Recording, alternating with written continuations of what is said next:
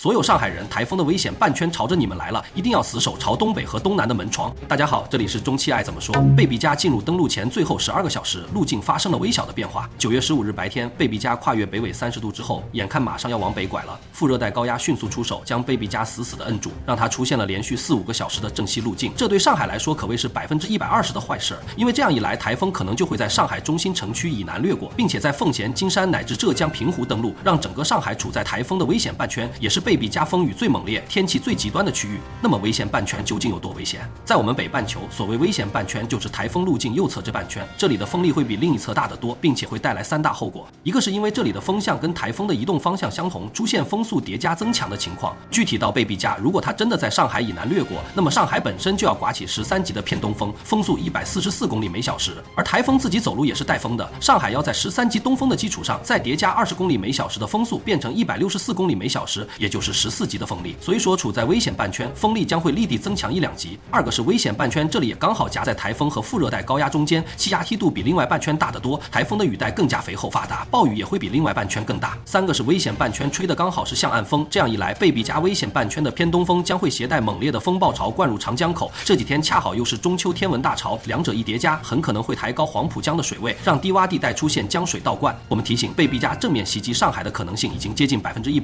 有可能成为1949年以来登陆上海的最强台风，请大家做好准备，尤其要死守朝东北和东南的门窗。